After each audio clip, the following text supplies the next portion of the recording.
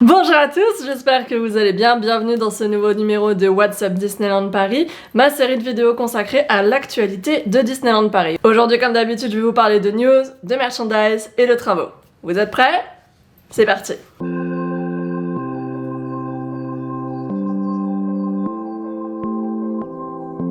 Alors, que s'est-il passé cette semaine dans la planète Disneyland Paris? Alors, il s'est pas passé beaucoup de choses. Il y a eu juste quelques petites annonces importantes et un incident dont on va parler très rapidement sur cette vidéo. Je commencerai par deux petites choses, à savoir la correction d'une information que je vous ai donnée la semaine dernière concernant la fermeture de Frontierland Depot, qui est donc la station du Railroad qui passe par Frontierland. Je me suis trompée, mais à culpa, voilà. Je pensais qu'elle était fermée et en fait, pas du tout. Donc, du coup, voilà, je m'excuse pour cette petite erreur. Ça arrive.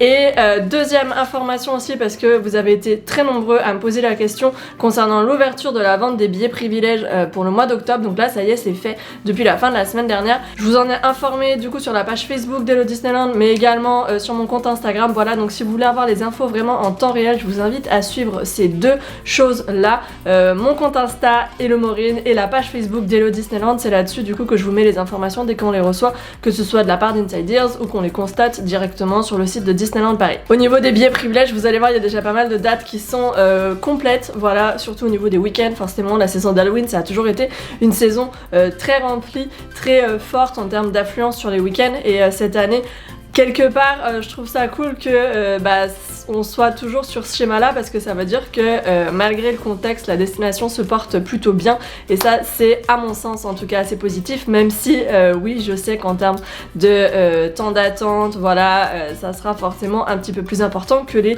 journées vides qu'on peut connaître en semaine actuellement. Voilà, ces deux informations étant données, je vais pouvoir passer à autre chose. On continue tout de suite avec la préparation d'Halloween à Disneyland Paris, donc Halloween qui démarre le 26 septembre, voilà, donc moi j'y serai, forcément je vais aller voir un petit peu ce qu'ils nous ont préparé cette année, je vais passer le week-end là-bas à ce moment-là. Donc Halloween continue à s'installer à Disneyland Paris. On a vu la semaine dernière qu'ils avaient déjà pas mal mis de citrouilles, d'hommes citrouilles, voilà, des citrouilles colorées, le retour aussi des squelettes sur le fond de Frontierland du côté du Cowboy Cookout et tout ça. Donc là ça continue à avancer. L'arche de fleurs qu'on a l'habitude de voir justement à l'entrée juste avant Big Thunder Mountain est arrivée également. Dante a fait son retour au Fuente del Oro. Donc le Fuente del Oro, c'est le restaurant qui est en face de Big Thunder Mountain et qui sert des plats d'inspiration mexicaine. Voilà, donc Dante est de retour là-bas avec toute la décoration Coco, les panneaux noirs avec les visages des personnages de Coco. Voilà, ils sont revenus eux aussi, c'est toujours très beau, donc n'hésitez pas à aller faire des petites photos là-bas. Vous allez voir, ça fait des super fonds, des super Disney Walls d'ailleurs, pour ceux qui étaient déjà là quand j'en ai parlé sur cette chaîne. On peut constater aussi que les citrouilles s'installent progressivement sur Main Street USA, notamment sur les hauteurs des bâtiments. Donc on peut en voir sur le Market House Deli, sur plusieurs bâtiments, sur plusieurs boutiques. Déjà voilà, les citrouilles, les chats noirs arrivent tout doucement mais sûrement à Disney. Et au niveau de la cour du château, donc juste après le château de la Belle au Bois dormant, on en a parlé aussi la semaine dernière, l'installation des ronces de Maléfique avait commencé, donc elle est toujours pas terminée. Je trouve ça un petit peu long cette année, je pensais que ça se faisait plus rapidement que ça d'habitude, enfin en tout cas dans mon souvenir c'était plus rapide que ça, mais l'installation continue et ça devrait pas tarder du coup à apparaître et à être visible de tous. Donc les fantômes sont également un petit peu arrivés aussi, notamment les voir au-dessus du Lucky Nugget, donc je suis à peu près sûre qu'ils vont pas tarder non plus à s'installer sur Main Street USA.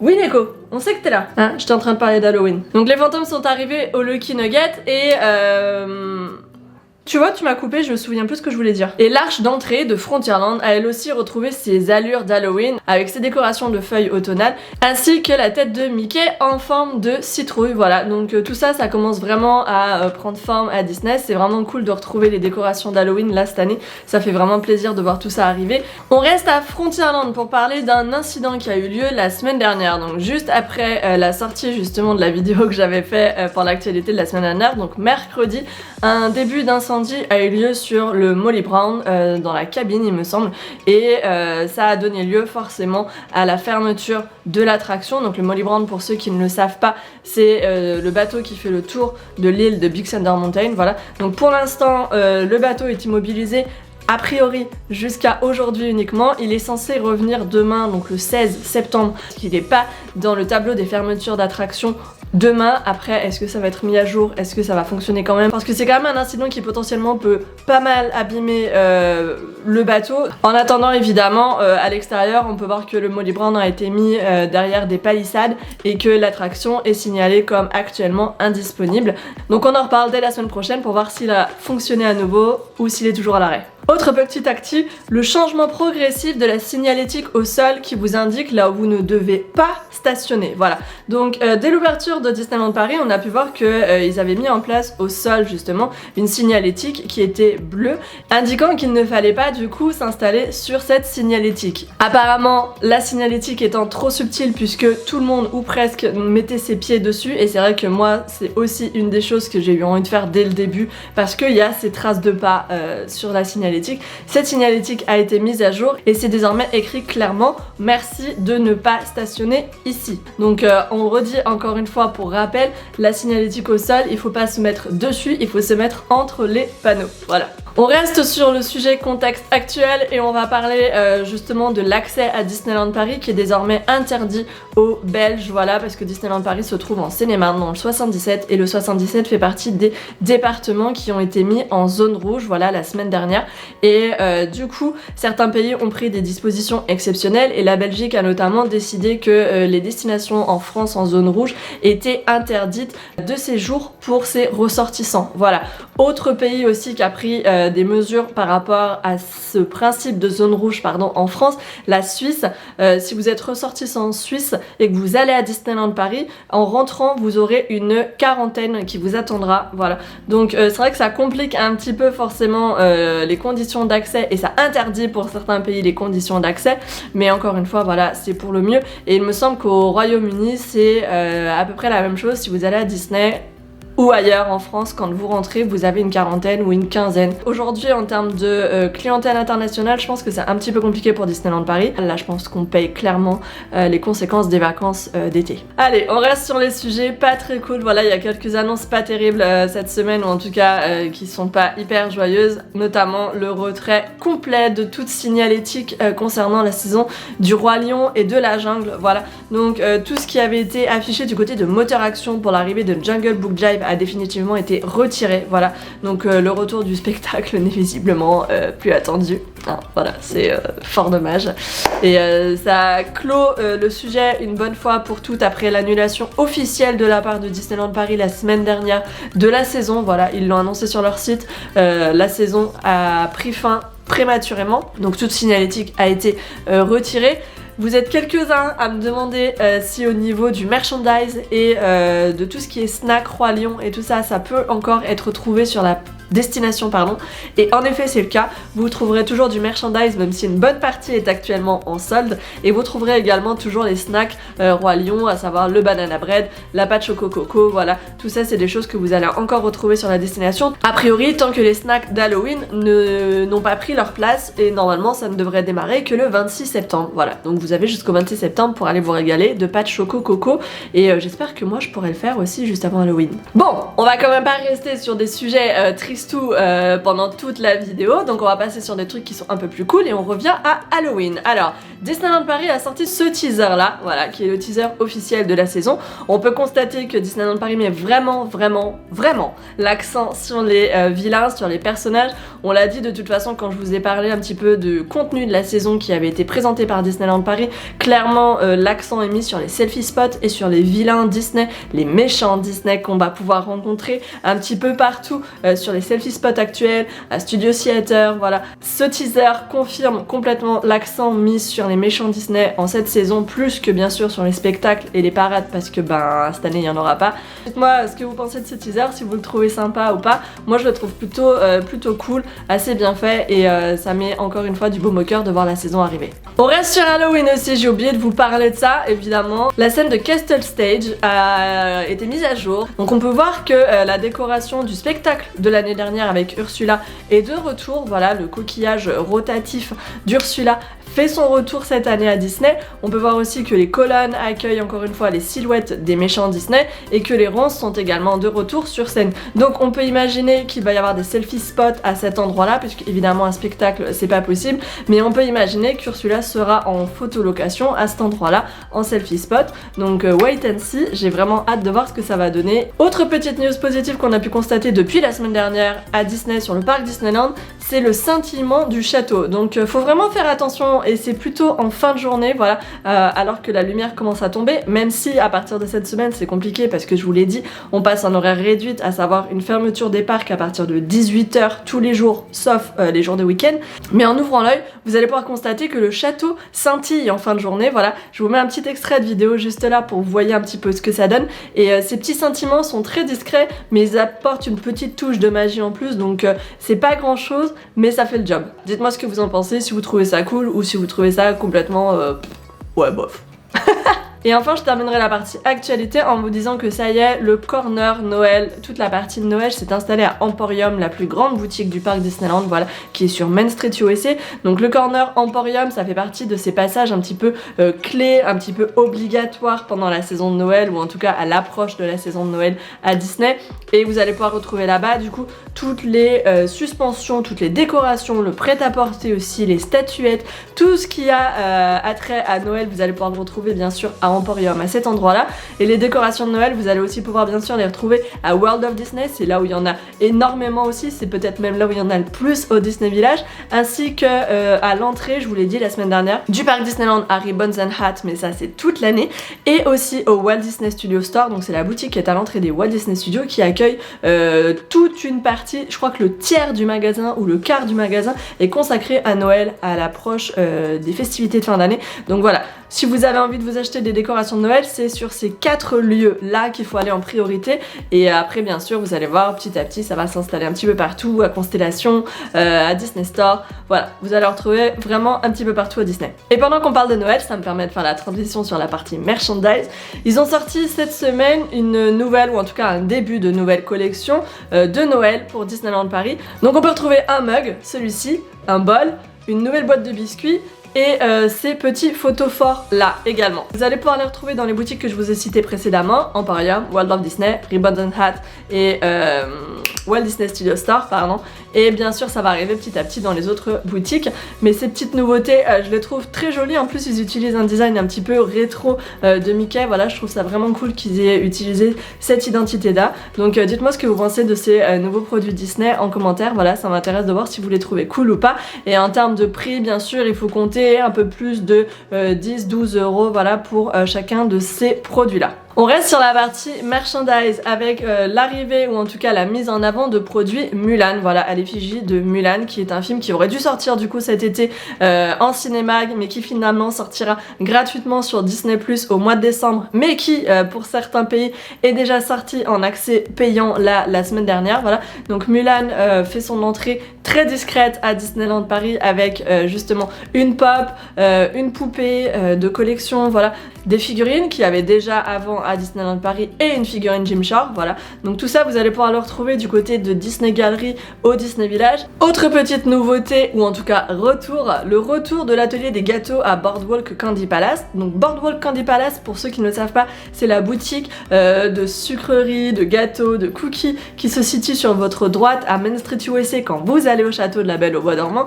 Donc très régulièrement dans l'année, l'atelier des gâteaux, qui est une société à part, propose des créations Disney à Disneyland Paris. Et donc leurs cookies sont plutôt connus, si vous êtes un petit peu sur Insta, vous les avez forcément vus passer parce qu'ils sont très instagrammables. Et là, le cookie mini avec son petit nœud et son cœur chocolat est de retour. C'est aussi eux qui font le cookie géant Mickey qui est délicieux, voilà. Et c'est eux qui font aussi toute l'année des gâteaux à décoration thématique Disney en fonction des saisons. Vous allez pouvoir retrouver ça du coup à Boardwalk Candy Palace sur Main Street USA dès aujourd'hui. Dernière petite actualité restaurant cette fois-ci, le Earl of Sandwich au Disney Village a mis en place depuis la semaine dernière le service Click and Collect. Ça veut dire qu'en fait vous allez pouvoir passer commande directement depuis votre mobile et récupérer l'ensemble de vos commandes directement à la sortie du restaurant. Ça vous évite d'aller faire la queue à l'intérieur du restaurant qui aux heures de pointe peut rapidement être bondé, donc vu le contexte actuel, c'est toujours bon à prendre, donc n'hésitez pas à utiliser cette option, notamment si vous voulez prendre un Earl of Sandwich juste avant d'aller prendre votre TGV ou votre Ouigo en partant de Disneyland Paris.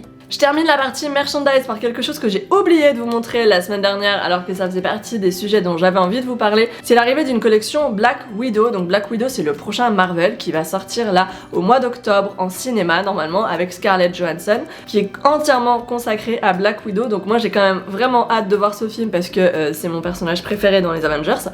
Et Disneyland Paris, évidemment, comme à chaque sortie de Marvel, a commencé à travailler sur une collection qui est déjà disponible là en boutique à Disney Fashion au Disney Village pour l'instant. Donc pour le moment, il y a uniquement un t-shirt et une veste. Voilà, donc je vous les remets là en photo. Si vous voulez aller jeter un oeil, ça se passera du côté de Disney Fashion au Disney Village. Dites-moi ce que vous en pensez, si vous trouvez ça cool ou pas.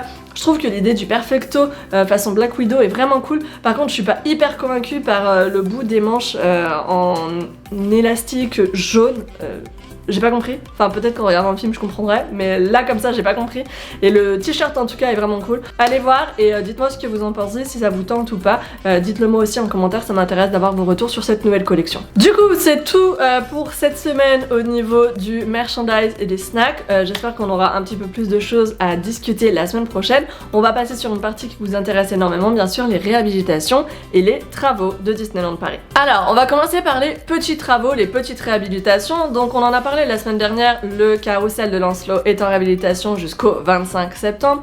Buzz Lightyear est également toujours en travaux pour une durée indéterminée, mais à mon avis on n'aura pas de retour de l'attraction cette année. Il faudra compter encore peut-être 3-4 mois d'attente pour une livraison sans doute début 2021, voilà. En attendant, on peut constater que les choses ne bougent pas trop, ou en tout cas à vue d'œil comme ça, vu de l'extérieur, il n'y a pas vraiment de mouvement sur l'attraction Buzz Lightyear Laser Blast à Discoveryland. Je vous ai également parlé des travaux qu'il y avait sur les ronces du château, les travaux qui sont faits au sol à Fantasyland, juste derrière justement le carrousel de Lancelot, au niveau de l'arbre enchanté, ne devrait plus tarder maintenant. On attend encore vraiment de jour en jour en fait. Je sais pas trop ce qu'ils attendent parce que ça a l'air vraiment prêt. Voilà, je vous remets une photo de l'état. Parce qu'en plus l'année dernière là-bas ils vendaient des snacks d'Halloween. Donc peut-être qu'ils attendent le début de la saison d'Halloween, je sais pas.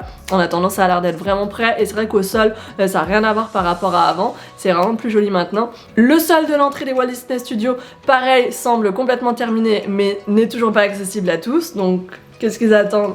Je sais pas, il y a peut-être encore des petites finitions à apporter. Les travaux sur le snack en face du Lucky Nuggets sont toujours en cours, voilà, donc il n'y a pas trop de changements en fait d'une semaine à l'autre pour l'instant sur ces travaux là. En revanche, il y a une image que je voulais vous montrer. Donc la semaine dernière, DLP Report a fait un énorme tour visuel, on peut appeler ça comme ça, des travaux en cours au Walt Disney Studios pour l'extension justement du parc. Évidemment, ils se sont principalement penchés sur toute la partie Avengers Campus. On peut constater aussi que pour l'instant, pour ce qui est du Land, Reine des Neiges et tout, il n'y a pas grand chose encore à voir, mais sur la partie Avengers Campus, au-delà de ce que j'aurais déjà pu vous montrer par rapport au bâtiment de Spider-Man, au restaurant Café Café et restaurant des stars aussi qui sont murés, voilà tout ça. L'intérêt en fait quand vous êtes avec Panorama Magique et que vous avez un zoom assez costaud sur votre appareil photo, c'est que vous pouvez voir du coup certaines parties qui sont trop loin quand vous êtes au sol au Walt Disney Studios, en l'occurrence le bâtiment de l'attraction Iron Man. Voilà, vous avez été plusieurs à me poser des questions à ce niveau-là, ce qu'il advient, où est-ce qu'ils en sont, comment ça se passe pour le bâtiment Iron Man et tout ça. Donc on peut voir sur cette photo-là de DLP Report que le bâtiment est bien en travaux, que ça avance doucement, que la forme circulaire commence à être bien visible, voilà. Donc c'est un bâtiment qu'on ne peut voir justement qu'en prenant de la hauteur. Quand vous êtes à même le sol au Walt Disney Studios, on le voit pas du tout parce qu'il est beaucoup trop loin, évidemment. Pareil pour tout ce qui est bâtiment de Spider-Man, on peut voir qu'il est quasiment terminé pour l'extérieur et que évidemment maintenant ils sont en train de travailler sur les parties qui nous intéressent le plus mais qu'on ne verra pas tant que le land n'aura pas été livré. Normalement, il était prévu pour 2021. Est-ce que ça sera toujours le cas avec la fermeture qui a eu lieu, avec le décalage, voilà, avec le retard des travaux? Pour l'instant, on n'en sait rien du tout. Mais voilà, donc je vous remets un lien en barre d'infos si vous voulez aller voir ce tour complet qu'ils ont fait en photo avec des explications. L'article est en anglais, il a été écrit par Ben, mais vous allez voir, il est assez facile à comprendre. Donc voilà, je pense que ça peut vous intéresser. Donc encore une fois, en barre d'infos, vous allez trouver le lien dont je viens de vous parler. Et voilà, c'est tout du coup pour le WhatsApp de cette semaine. On n'était pas sur un WhatsApp hyper gay parce qu'il y avait quand même pas mal de petites annonces pas très cool à faire, voilà. Donc j'espère que la semaine prochaine on sera sur un numéro un petit peu plus fun. Je vous remercie d'ailleurs, j'en profite pour vous remercier de l'accueil que vous faites à ces vidéos. Vous êtes super nombreux à les regarder et vraiment ça me fait très plaisir. Donc un énorme merci à vous, voilà, parce que c'est quand même pas mal de travail de bosser sur ces vidéos. Donc que vous soyez là toutes les semaines, ça me fait vraiment chaud au cœur. Donc voilà, fallait quand même que je vous le dise. En attendant, je vous retrouve normalement dans une autre vidéo d'ici la fin de la semaine et bien sûr dès la semaine prochaine pour un nouveau WhatsApp Disneyland Paris. D'ici là, prenez soin de vous et à bientôt. Bye bye!